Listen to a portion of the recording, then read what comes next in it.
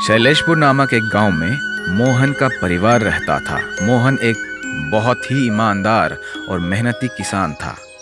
मोहन हर रोज सुबह से लेकर शाम तक खेत में कड़ी मेहनत करके थक कर घर आता था। भवानी, मेरा तबीयत कुछ ठीक नहीं है। सुबह से ही बहुत कमजोरी महसूस हो रहा है। चलो बबलू, पापा को डॉक्टर के पास ले चलते हैं। ऐसा बोलकर भवानी मोहन को हॉस्पिटल ले गई। डॉक्टर मोहन की जांच करने के बाद भवानी से ये बोले कि मोहन को कुछ महीने आराम करना चाहिए, नहीं तो मोहन की जान को खतरा है। मोहन की परिस्थिति को समझकर भवानी खेत का काम करना शुरू कर दिया। उनके बेटा बबलू बहुत होशियार बच्चा था। अजी सुनते हो, गर्मी की मौसम शुरू होते ही करंट जाना शुरू हो जाएगा और खेत में करंट के बिना मोटर चल नहीं सकता। इस बार की फसलें कैसे उगाएंगे? मुझे तो बहुत डर लग रहा है। करंट ना होने के कारण पानी की समस्या से पूरे गांव के किसान बहुत परेशान थे। बबलू ने अपना दिमाग लगाकर इस समस्या का एक हल निकाला। वो बाजार से कुछ सामान खरीदकर एक सोलर पैनल का निर्माण किया। माँ देखो, मैंने खेत में मोटर चलाने के लिए ये सोलर पैनल बनाया है। इससे हमारे खेत में मोटर बिना करंट के ही चलेंगे। ये बोलकर बबलू अपने खेत में सोलर पैनल लगा दी और मोटर चलने लगा। इससे बहुत सारे पानी खेत में आने लगे। ये देखकर भवानी बहुत खुश हुई। बेटा, तुम्हें देखकर मुझे बहुत गर्व महसूस हो रहा है। इतनी छोटी उम्र में ही इतना बड़ा समस्या का हल निकाला। वाह बेटा वाह। ये देखकर गांव के सारे किसान बबलू को पैसे देकर अपने अपने खेत में सोलर पैनल लगवा ली और खुशी खुशी खेती करने लगे। माँ, इन पैसों से हम पापा का इलाज बड़ी हॉस्पिटल में करवाएंगे। इसी तरह मोहन के परिवार खुशी खुशी खेती के साथ साथ सोलर पैनल का बिजनेस भी शुरू कर दी। Flying auto. नंदनगर में सोमू अपना ऑटो चलाता था।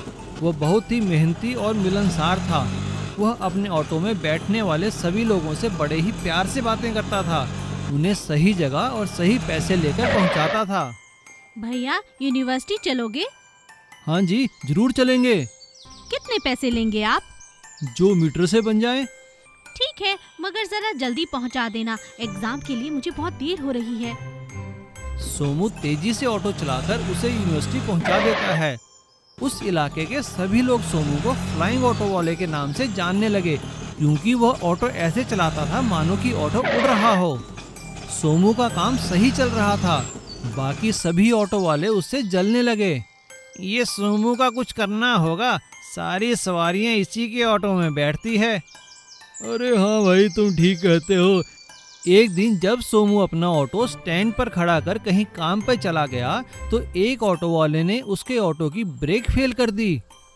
अब चला फ्लाइंग ऑटो, ऑटो रुकेगा ही नहीं, अब मजा आएगा। जब सोमू वापस आया तो ऑटो स्टैंड पर एक सवारी खड़ी थी।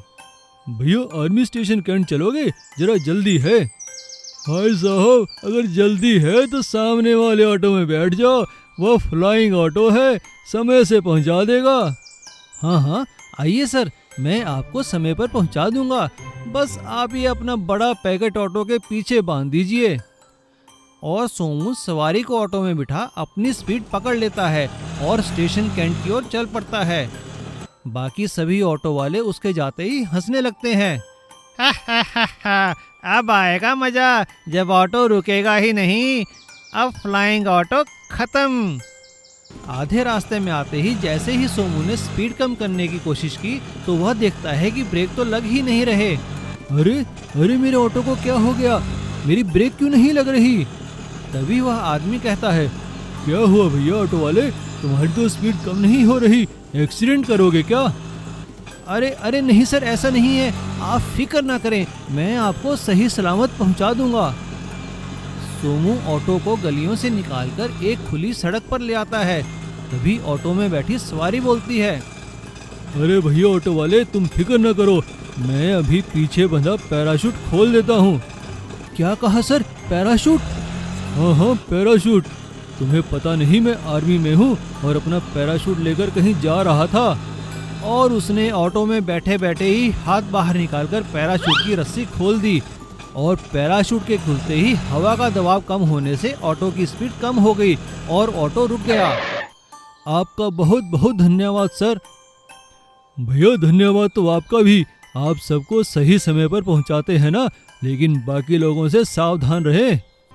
सोमू उस आदमी का धन्यवाद करता है और अपना ऑटो सही कराकर फिर से चलाने लगता है और फ्लाइंग ऑटो खत्म नहीं होता। सुंदर नगर में अमित नाम का एक लड़का रहता था, लेकिन मैकेनिकल इंजीनियर होने के बाद भी उसे कोई काम नहीं मिला। एक दिन वह मायूस होकर गांव के चबूतरे पर पेड़ के नीचे बैठा हुआ था। तभी एक बुजुर्ग स्कूल टीचर वहां से गुजरे। गुरुजी प्रणाम। प्रणाम। अरे कौन? अमित, कैसे हो बेटा? क्या कर रहे हो आजकल? बस गुरुजी, इसी सवाल का जवाब दे रहा हूँ सबको। बहुत दुखी लग रहे हो बेटा। हाँ गुरुजी, इतनी पढ़ाई लिखाई करने के बाद भी कोई काम नहीं मिला। बेटा तुम तो होशियार हो, मेहनती हो, कुछ भी काम कर लो। कल से तुम मेरे बेटे की मोटर वर्कशॉप में आ जाओ। अमित अगले ही दिन से गुरुजी के बेटे विक्रम की मोटर वर्कशॉप में काम करने लगता है। वह काम में इतना निपुण होता है कि किसी भी गाड़ी को देखते ही देखते ठीक कर देता है। एक दिन खाली बैठे बैठे उसके मन में कुछ नया करने का विचार आया, तो उसने विक्रम से कहा, विक्रम भाई, क्या मैं वर्कशॉप में पड़ा पुराना सामान इस्तेमाल कर सकता हूँ? हाँ हाँ, क्यों नहीं, बिल्कुल कर सकते हो। अमित अगले ही दिन से काम के साथ साथ खाली समय में अपना आविष्कार करने में लग जाता है। वह एक वैन की फ्रेम पर एक बड़ा इंजन रखकर उसमें गियर बॉक्स फिट कर देता है और उसमें बड़े और पतले टायर लगाता है। कुछ ही दिनों में वह एक ऐसी गाड़ी तैयार करता है जो दिखने में तो वैन जैसी लगती थी, लेकिन उसकी ऊंचाई काफी थी। वह गाड़ी इतनी ताकतवर थी कि किसी भी तरह के उबड़-खाबड़ रास्ते पर बड़े आराम से चलती थी। अमित और विक्रम जब अपनी गाड़ी लेकर सड़क पर निकले तो सभी लोग उसे देखकर हैरान हो गए। तभी गांव के चौराहे पर पुलिस वालों ने उनकी गाड़ी को रोककर कहा, ऐसा नमूना लेकर निकलोगे तो तुम किसी को मार डालोगे, दोबारा इसे सड़क पर लेकर मत आना।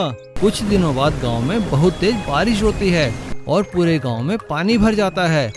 कोई भी गाड़ी इस भरे पानी में नहीं चल पाती, इस कारण गांव वालों तक मदद नहीं पहुंच पाती है। तभी अमित अपनी गाड़ी को चलाना शुरू करता है। उसकी गाड़ी ऊंचे होने के कारण पानी में नहीं डूबती और ताकतवर होने के कारण पानी में बड़े आराम से चल पड़ती है।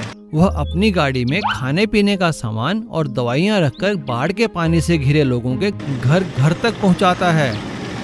सभी लोग उसकी तारीफ करते हैं और बाढ़ का पानी खत्म होने पर गांव के सभी लोग अमित और विक्रम को सम्मानित करते हैं। तब गुरुजी कहते हैं, हमें हर किसी के काम का सम्मान करना चाहिए, पता नहीं कब किसी की बनाई चीज हमारे काम आ जाए।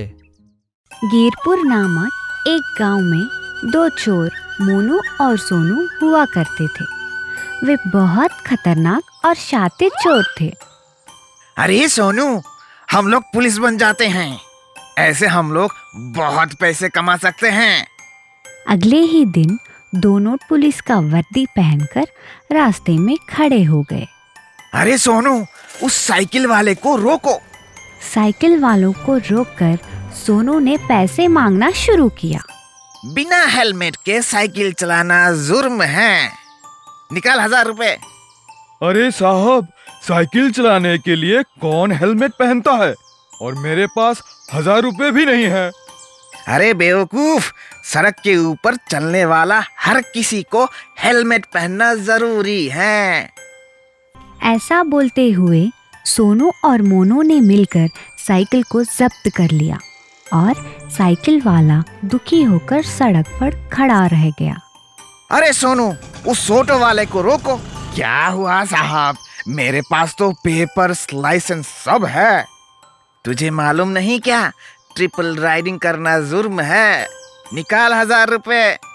अरे साहब, ये तो ऑटो है। मोनू ने ऑटो को भी जब्त कर लिया और अपनी जीप के पैसे रख दिया। दोनों मिलकर ऐसे ही गाड़ियों को रोककर जब्त करने लगे। ये सब कुछ एक प्रेस वाला पेड़ के पीछे से वीडियो शूट कर रहा था। अरे सोनू, आज तो हमें बहुत सारे गाड़ियां मिली हैं। इन्हें बेचकर हम लोग बहुत पैसे कमाएंगे। तभी प्रेस वाले ने गांव वालों को लेकर उन चोरों को घेर लिया और कैमरा में रिकॉर्ड हुए दोनों चोरों की हरकतों को उनको दिखाते हुए बोले, तुम लोग इन गाड़ियों को गांव वालों को वापस कर दो, नहीं तो ये वीडियो असली पुलिस वालों को दिखा देंगे। ये सुनते ही दोनों चोर डर गए और गांव वालों की गाड़ियों को वापस लौटा दिया और गांव वाले उस प्रेस वाले की चतुराई का बहुत तारीफ करने लगे। Please subscribe.